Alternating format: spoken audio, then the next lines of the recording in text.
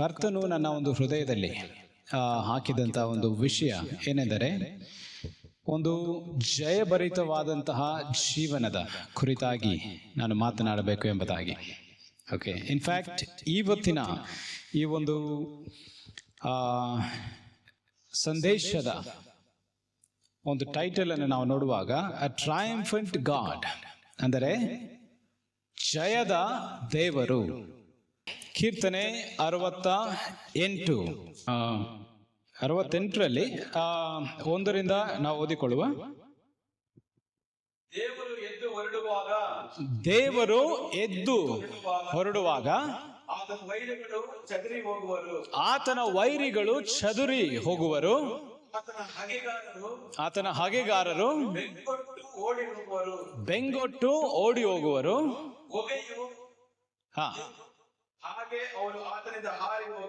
ಹೊಗೆಯು ಹೇಗೋ ಹಾಗೆ ಅವರು ಆತನಿಂದ ಹಾರಿ ಹೋಗುವರು.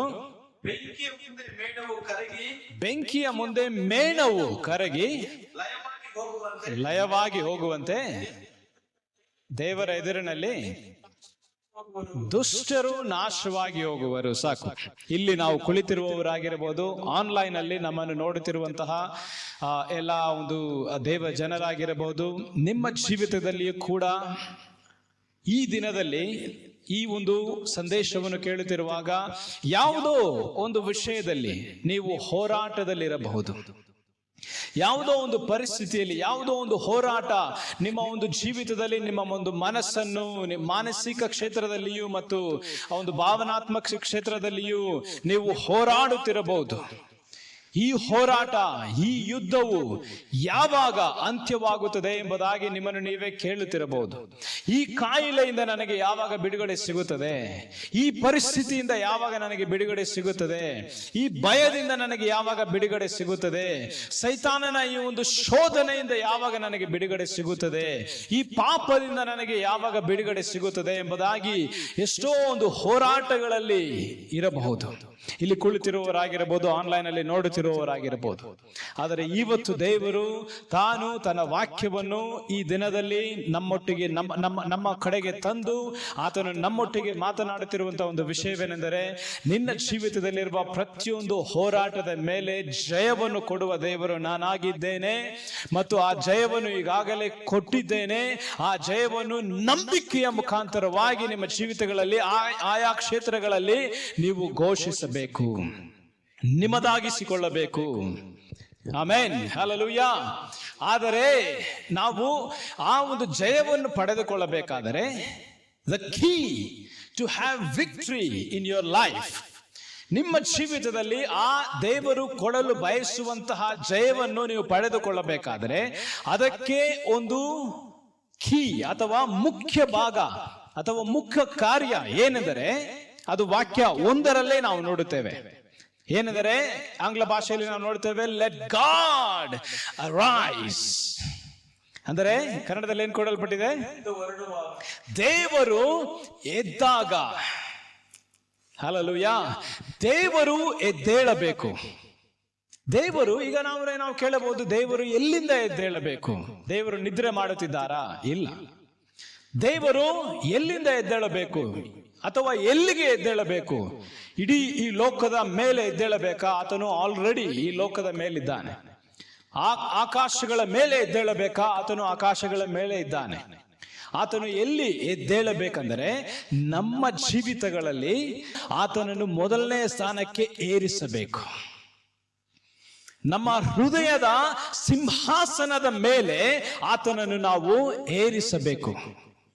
ಆಂಗ್ಲ ಭಾಷೆಯಲ್ಲಿ ನಾವು ನೋಡುತ್ತೇವೆ, you need to dethrone your self and you need to enthrone God in the throne of your heart.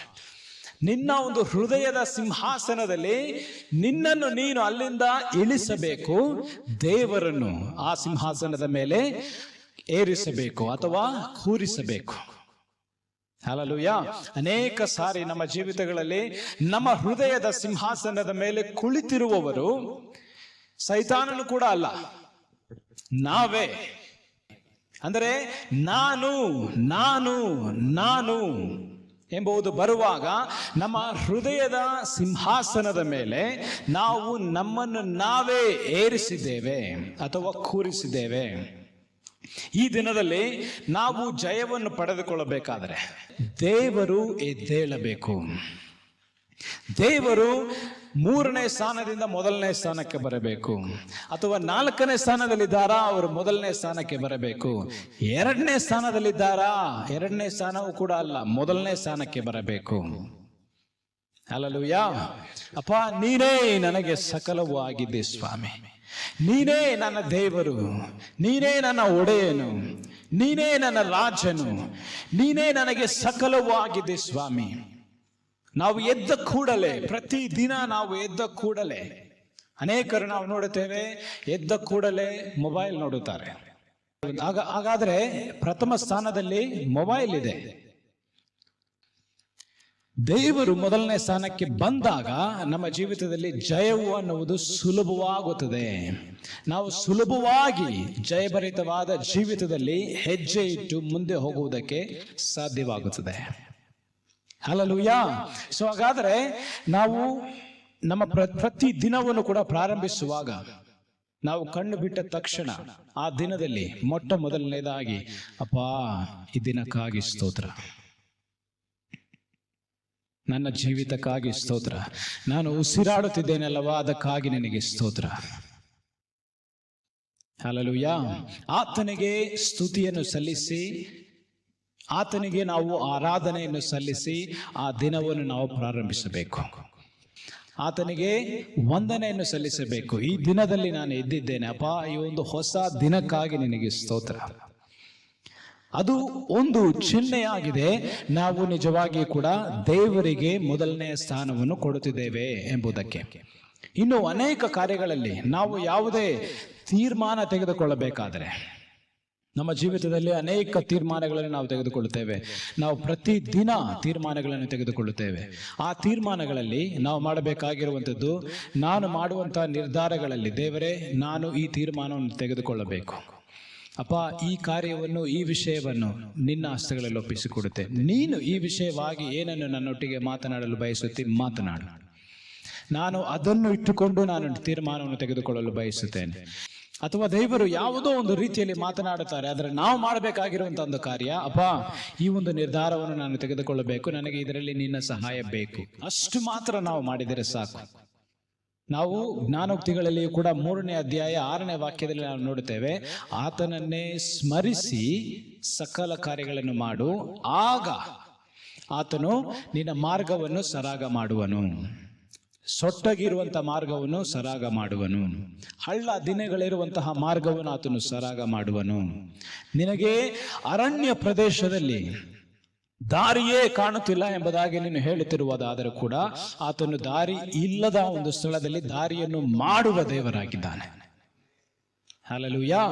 Okay, ಆಗ ನಾವುಗಳು ಜಯಭರಿತವಾದ ಜೀವಿತವನ್ನು ನಾವು ಜೀವಿಸಬೇಕಾದರೆ ನಾವು ಮಾಡಬೇಕಾಗಿರುವಂತಹ ಒಂದು ಕಾರ್ಯ, ದೇವರನ್ನು ನಾವು ಮೊದಲನೆಯ ಒಂದು ಸ್ಥಾನಕ್ಕೆ ನಾವು ಏರಿಸಬೇಕು.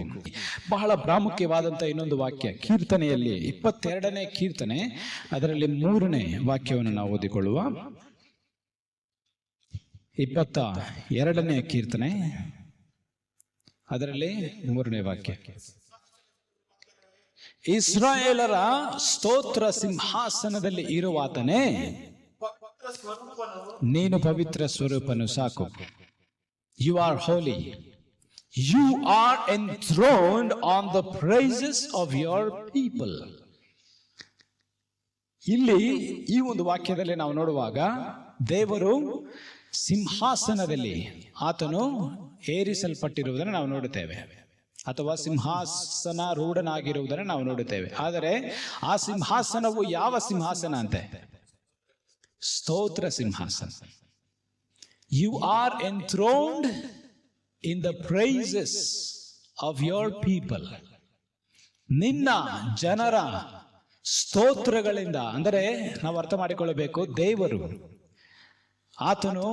ಆತನಿಗೆ ಎಂಥ ಸಿಂಹಾಸನ ಇಷ್ಟ ಅಂದ್ರೆ ಆತನಿಗೆ ಗೋಲ್ಡ್, ಚಿನ್ನ ಅಥವಾ ಡೈಮಂಡ್ ಅಥವಾ ಬೇರೆ ಬೆಳ್ಳಿ ಬಂಗಾರ ಅವುಗಳಿಂದ ಮಾಡಲ್ಪಟ್ಟಿರುವಂತಹ ಒಂದು ಸಿಂಹಾಸನ ದೇವರಿಗೆ ಇಷ್ಟ ಇಲ್ಲ.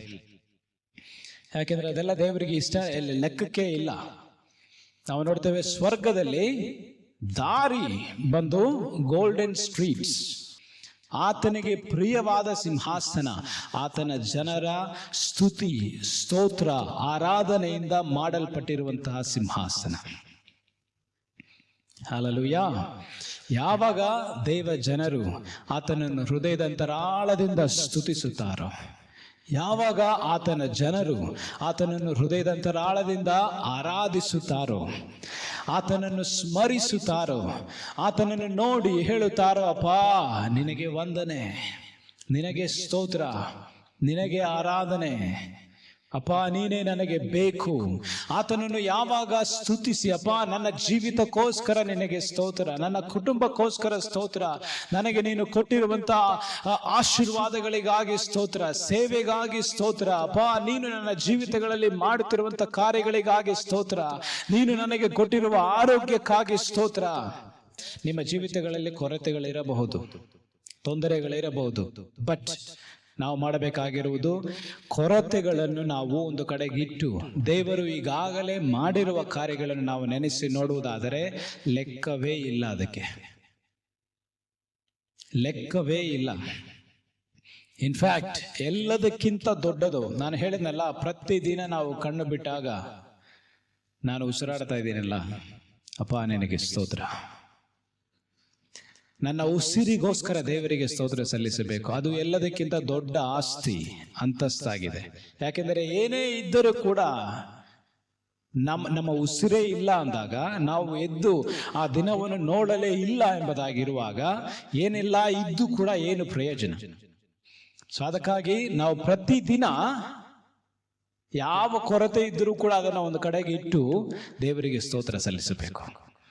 ಅಪ್ಪ ಈ ದಿನಕ್ಕಾಗಿ ಸ್ತೋತ್ರ, ನನ್ನ ಜೀವಿತಕ್ಕಾಗಿ ಸ್ತೋತ್ರ, ಹೊಸ ದಿನಕ್ಕಾಗಿ ಸ್ತೋತ್ರ, ಈ ಉಸಿರಿಗಾಗಿ ಸ್ತೋತ್ರ ಎಂಬುದಾಗಿ ಆತನಿಗೆ ಸ್ತೋತ್ರವನ್ನು ಯಾವಾಗ ದೇವ ಜನರು ಹೃದಯದಂತರಾಳದಿಂದ ಆತನಿಗೆ ಸ್ತೋತ್ರವನ್ನು ಸಲ್ಲಿಸುತ್ತಾರೋ, ಆತನಿಗೆ ಆರಾಧನೆಯನ್ನು ಸಲ್ಲಿಸುತ್ತಾರೋ, ಆಗ ಏನಾಗುತ್ತದೆ?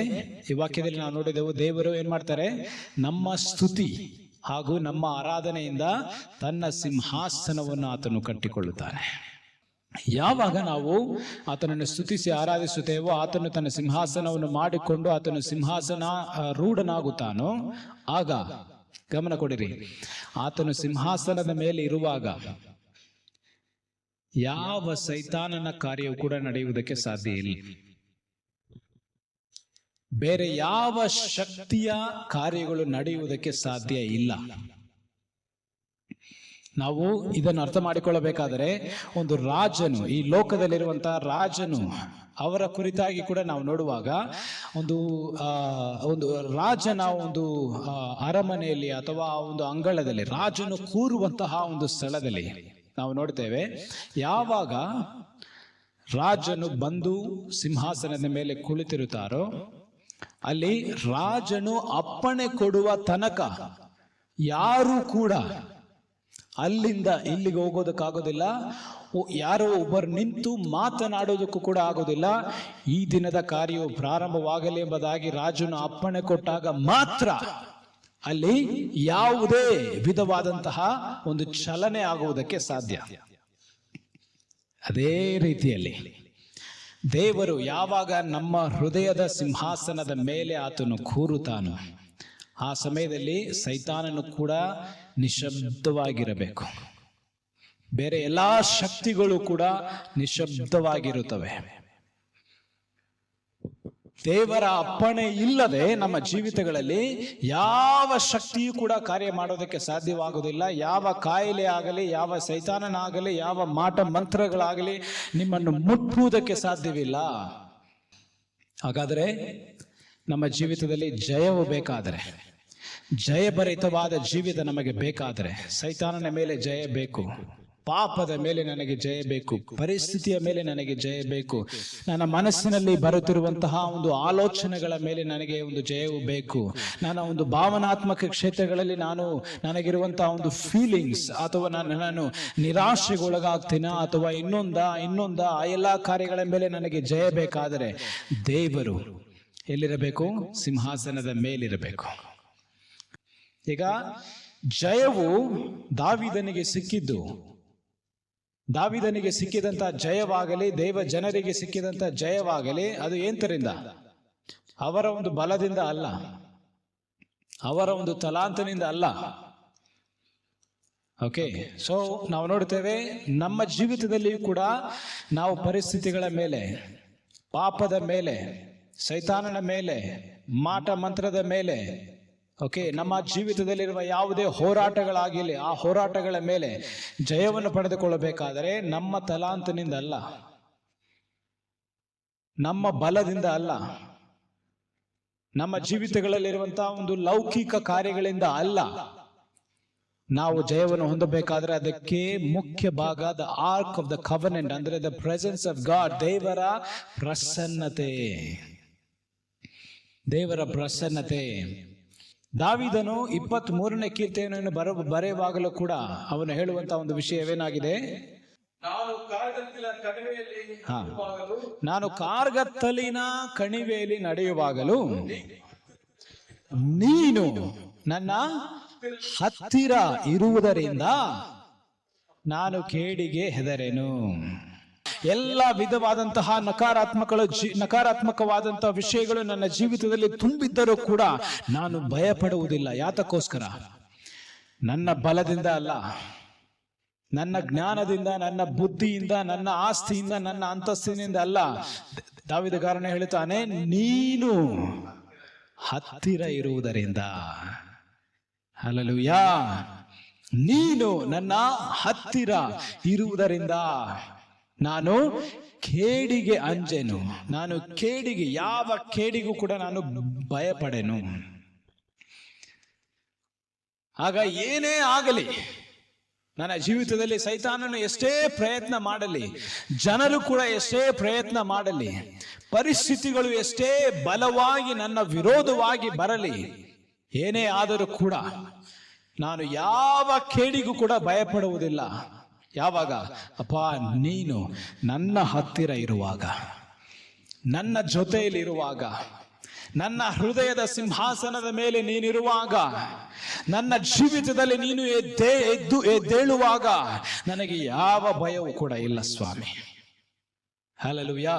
ಈ ದಿನದಲ್ಲಿ ಕೂಡ ನಾವೆಲ್ಲರೂ ನಮ್ಮ ಕಣ್ಣುಗಳನ್ನು ಮುಚ್ಚಿಕೊಳ್ಳುವ, ಇರುವಂತ ಸ್ಥಳದಲ್ಲಿ ನಾವೆಲ್ಲರೂ ಎದ್ದು ನಿಂತುಕೊಳ್ಳುವ. Thank you Jesus. ಹಲ್ಲೆಲೂಯಾ. ಇವತ್ತು ದೇವರು ತಾನೇ ನಮ್ಮ ಜೀವಿತಗಳಲ್ಲಿ ಒಂದು ದೊಡ್ಡ ಜಯವನ್ನು ಕೊಡಲು ಆತನು ಬಯಸುತ್ತಾನೆ. ಈ ಸಮಯದಲ್ಲಿ ನೀವು ಯಾವುದೋ ಒಂದು ಹೋರಾಟದ ಮುಖಾಂತರವಾಗಿ ಹಾದು ಹೋಗುತ್ತಿರಬಹುದು.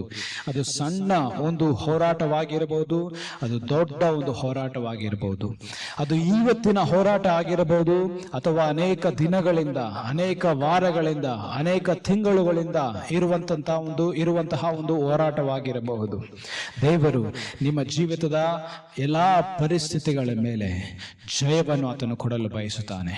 ಆದರೆ ಪ್ರೀತಿಯ ಸಹೋದರನೇ, ಸಹೋದರಿಯೇ, ಆತನಿಗೆ ನಿನ್ನ ಜೀವಿತದ ನಿಯಂತ್ರಣವು ಸಿಕ್ಕಾಗ ಮಾತ್ರ, ಆತನಿಗೆ ನಿನ್ನ ಜೀವಿತವನ್ನು ನೀನು ಒಪ್ಪಿಸಿಕೊಟ್ಟಾಗ ಮಾತ್ರ, ಆತನಿಗೆ ನೀನು ಹೇಳುವಾಗ, ಅಪ್ಪ, ನನ್ನ ಜೀವನಕ್ಕೆ ಯಜಮಾನನು ನಾನಲ್ಲ ಸ್ವಾಮಿ, ನನ್ನ ಜೀವಿತದ ಯಜಮಾನನು ನೀನೊಬ್ಬನೇ ಕರ್ತನೆ, ನನ್ನ ಜೀವಿತದ ಒಡೆಯನು ನೀನೊಬ್ಬನೇ ಸ್ವಾಮಿ, ನನ್ನ ಹೃದಯದ ಸಿಂಹಾಸನದ ಮೇಲಿಂದ ಇದೋ ಈಗಲೇ ನಾನು ಇಳಿಯುತ್ತೇನೆ ಸ್ವಾಮಿ.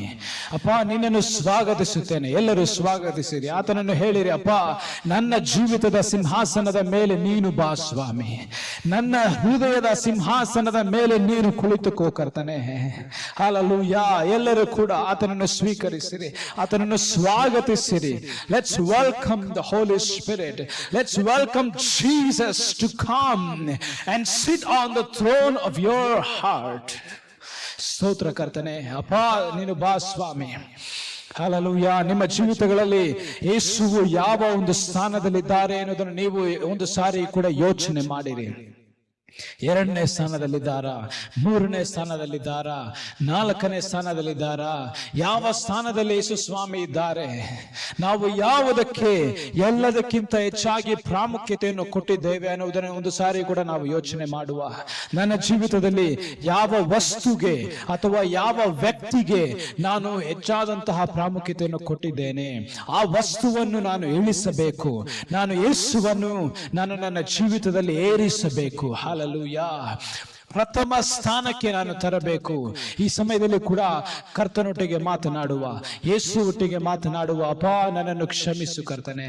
ಅಪ್ಪ, ನಾನು ನಿನಗಿಂತ ಮೇಲಾಗಿ ಯಾವುದೇ ಒಂದು ವಸ್ತುಗೆ, ಅದು ಮೊಬೈಲ್ ಆಗಿರಬಹುದು, ಸೋಷಿಯಲ್ ಮೀಡಿಯಾ ಆಗಿರಬಹುದು, ಜನರಾಗಿರಬಹುದು, ನನ್ನ ಕುಟುಂಬವಾಗಿರಬಹುದು, ನನ್ನ ಕೆಲಸವಾಗಿರಬಹುದು, ನನ್ನ ಬಿಸ್ನೆಸ್ ಆಗಿರಬಹುದು, ಅಥವಾ ಯಾವುದೇ ಕಾರ್ಯಗಳನ್ನು ಸ್ವಾಮಿ, ಅಥವಾ ನನ್ನನ್ನೇ ಮೊದಲನೇ ಸ್ಥಾನದಲ್ಲಿ ಇಟ್ಟುಕೊಂಡಿರಬಹುದು. ಅಪ್ಪ, ಈ ಸಮಯದಲ್ಲಿ ಕೂಡ ಯಾವುದೇ ಒಂದು ಪಾಪವಾಗಿರಬಹುದು, ಯಾವುದೇ ಒಂದು ಕಾರ್ಯಗಳು ನನ್ನ ಜೀವಿತದಲ್ಲಿ ಯಾವ ಕಾರ್ಯವಾದರೂ ಕೂಡ ಸ್ವಾಮಿ, ನಿನಗಿಂತ ಹೆಚ್ಚಾಗಿ ನಾನು ಯಾವುದಾದರೂ ಕಾರ್ಯಕ್ಕೆ, ಯಾವುದಾದರೂ ವಸ್ತುಗೆ, ಯಾವುದಾದರೂ ವ್ಯಕ್ತಿಗೆ ನಾನು ಸ್ಥಾನವನ್ನು ಕೊಟ್ಟಿರುವುದಾದರೆ ಇದೇ ಸಮಯದಲ್ಲಿ ಆ ಸ್ಥಾನವನ್ನು ನಾನು ಮಾರ್ಪಡಿಸುತ್ತೇನೆ. ಅಪ್ಪ, ನೀನು ಮೊದಲನೇ ಸ್ಥಾನದಲ್ಲಿ ಬಾ ಸ್ವಾಮಿ. ನೀನು ನನ್ನ ಹೃದಯದ ಸಿಂಹಾಸನದ ಮೇಲೆ ಕುಳಿತುಕೋ ಕರ್ತನೆ. ನೀನು ನನ್ನ ಜೀವಿತದ ಮೇಲೆ ಆಳ್ವಿಕೆ ಮಾಡು ಕರ್ತನೆ. ನೀನೇ ನನ್ನ ಜೀವಿತದ ಒಡೆಯನಾಗಿ, ಅರಸನಾಗಿ ನೀನು ಆಳ್ವಿಕೆ ಮಾಡು. ಆಳ್ವಿಕೆ ಮಾಡು, ಆಳ್ವಿಕೆ ಮಾಡು, ಆಳ್ವಿಕೆ ಮಾಡು, ಆಳ್ವಿಕೆ ಮಾಡು ಸ್ವಾಮಿ. Let God arise. Let God arise. ದೇವರು ಎದ್ದೇಳಲಿ. ನಿಮ್ಮ ಜೀವಿತಗಳಲ್ಲಿ ದೇವರು ಎದ್ದೇಳಲಿ, ದೇವರು ಎದ್ದೇಳಲಿ, ದೇವರು ಎದ್ದೇಳಲಿ. ಹಲ್ಲೆಲೂಯಾ. ಸ್ತೋತ್ರ ಸ್ವಾಮಿ, ಸ್ತೋತ್ರ ಕರ್ತನೆ. ಅಪ್ಪ, ನಮ್ಮನ್ನು ಅಧಿಕವಾಗಿ ಪ್ರೀತಿಸುವ ಪರಲೋಕ ತಂದೆಯೇ, ನಿನ್ನ ಪರಿಶುದ್ಧ ನಾಮಕ್ಕೆ ಸ್ತೋತ್ರ ಉಂಟಾಗಲಿ. ಏಸಪ್ಪ, ನಿನ್ನ ವಾಕ್ಯಕ್ಕಾಗಿ ಸ್ತೋತ್ರ ಸ್ವಾಮಿ. ದಾವೀದನು ಹೇಳುವ ಪ್ರಕಾರವಾಗಿ ಸ್ವಾಮಿ, ನಮ್ಮ ಒಂದು ಕಾನ್ಫಿಡೆನ್ಸ್ ಅಪ್ಪ, ನಮ್ಮ ಒಂದು ಕಾನ್ಫಿಡೆನ್ಸ್, ನಮ್ಮ ಬಲವು ನೀನು ನಮ್ಮ ಹತ್ತಿರ ಇರುವುದರಿಂದ ನಮಗೆ ಸಿಗುತ್ತದೆ ಸ್ವಾಮಿ. ನಮ್ಮ ತಲಾಂತುನಿಂದ ಅಲ್ಲ, ನಮ್ಮ ಬಲದಿಂದ ಅಲ್ಲ, ನಮ್ಮ ಬುದ್ಧಿಯಿಂದ ಅಲ್ಲ, ಈ ಲೌಕಿಕ ಕಾರ್ಯಗಳಿಂದ ಅಲ್ಲವೇ ಅಲ್ಲ. ಅಪ್ಪ, ನಮಗೆ ಬಲವು ಸಿಗುವುದು, ನಮಗೆ ಕಾನ್ಫಿಡೆನ್ಸ್ ಸಿಗುವುದು, ನಮಗೆ ಆತ್ಮವಿಶ್ವಾಸವು ಸಿಗುವುದು ನೀನು ನಮ್ಮ ಹತ್ತಿರ ಇರುವುದರಿಂದ ಸ್ವಾಮಿ. ನಾವು ಕೇಡಿಗೆ ಅಂಜುವುದಿಲ್ಲ, ನೀನು ನಮ್ಮ ಹತ್ತಿರ ಇರುವ ಕಾರಣವಾಗಿ ಸ್ವಾಮಿ. ನಾವು ಸೈತಾನನ ಮೇಲೆ ಜಯವನ್ನು ಹೊಂದಿಕೊಳ್ಳುತ್ತೇವೆ, ನೀನು ನಮ್ಮ ಸಂಗಡ ಇರುವ ಕಾರಣವಾಗಿ ಸ್ವಾಮಿ. ಶಾಪಗಳಿಂದ, ನಾವು ಮಾಟ ಮಂತ್ರಗಳಿಂದ, ಎಲ್ಲಾ ಒಂದು ನಕಾರಾತ್ಮಕ ಕಾರ್ಯಗಳಿಂದ ನಮ್ಮ ಜೀವಿತದಲ್ಲಿ ನಾವು ಜಯವನ್ನು ಪಡೆದುಕೊಳ್ಳುತ್ತೇವೆ, ನೀನು ನಮ್ಮ ಸಂಗಡ ಇರುವುದರಿಂದ ಸ್ವಾಮಿ. ಹಲ್ಲೆಲೂಯಾ. ನಿನ್ನ ಪ್ರಸನ್ನತೆಗಾಗಿ ಸ್ತೋತ್ರ ಕರ್ತನೆ. ನಿನ್ನ ವಾಕ್ಯಕ್ಕಾಗಿ ಸ್ತೋತ್ರ ಅಪ್ಪ ಕರ್ತನೆ. ನಮ್ಮನ್ನು ಮುಟ್ಟಿದಕ್ಕಾಗಿ ಸ್ತೋತ್ರ ಸ್ವಾಮಿ. ನಮ್ಮ ಜೀವಿತಗಳಲ್ಲಿ ಸ್ಥಾನಗಳನ್ನು ಮಾರ್ಪಡಿಸಿದಕ್ಕಾಗಿ ಸ್ತೋತ್ರ ಅಪ್ಪ. ಈ ಸ್ಥಾನಗಳ ಕುರಿತಾಗಿ ಮಾತನಾಡಿದಕ್ಕಾಗಿ ಸ್ತೋತ್ರ ಕರ್ತನೆ. ನಮ್ಮ ಜ್ಞಾಪಕಕ್ಕೆ ತಂದಿದ್ದಕ್ಕಾಗಿ ಸ್ತೋತ್ರ ರಾಜ. ಈ ಸಮಯದಲ್ಲಿ ನಾವಾಗಿ ನಾವೇ ಆರಿಕೆ ಮಾಡುತ್ತೇವೆ, ನನ್ನ ಜೀವಿತದಲ್ಲಿ ಮೊದಲನೇ ಸ್ಥಾನ ಕೇವಲ ಕೇವಲ ಕೇವಲ ಕೇವಲ ಯೇಸುವಿಗಾಗಿ ಮಾತ್ರ. ಹೌದು ಸ್ವಾಮಿ, ನೀನು ಮೊದಲನೇ ಸ್ಥಾನವನ್ನು ತೆಗೆದುಕೊಂಡು ಆಳ್ವಿಕೆ ಮಾಡು. ನನ್ನ ಜೀವಿತ, ನನ್ನ ಕುಟುಂಬ, ನನ್ನ ಸೇವೆ, ನನ್ನ ಕೆಲಸ, ನನ್ನ ಬಿಸ್ನೆಸ್, ಎಲ್ಲಾ ಕ್ಷೇತ್ರಗಳಲ್ಲಿ ನೀನು ಮೊದಲನೇ ಸ್ಥಾನವನ್ನು ತೆಗೆದುಕೋ. ಮೊದಲನೇ ಸ್ಥಾನವನ್ನು ತೆಗೆದುಕೊಂಡು ನನ್ನನ್ನು ನಡೆಸು. ಪ್ರತಿ ದಿನವೂ ಕೂಡ ಎಲ್ಲಾ ಪರಿಸ್ಥಿತಿಗಳಲ್ಲಿಯೂ, ಎಲ್ಲಾ ತೀರ್ಮಾನಗಳಲ್ಲಿಯೂ ನೀನೇ ನಮ್ಮ ಮೊದಲನೇ ಸ್ಥಾನದಲ್ಲಿ ಇದ್ದುಕೊಂಡು ನಮ್ಮನ್ನು ನಡೆಸು ಎಂಬುದಾಗಿ ಪ್ರಾರ್ಥಿಸ್ತೇವೆ. ಎಲ್ಲ ಮಹಿಮೆ ನಿನಗೆ ಸಲ್ಲಿಸುತ್ತಾ ಯೇಸುವಿನ ನಾಮದಲ್ಲಿ ಬೇಡಿ ಹೊಂದಿದ್ದೇವೆ ಪರಲೋಕ ತಂದೆಯೇ. ಆಮೇನ್, ಆಮೇನ್.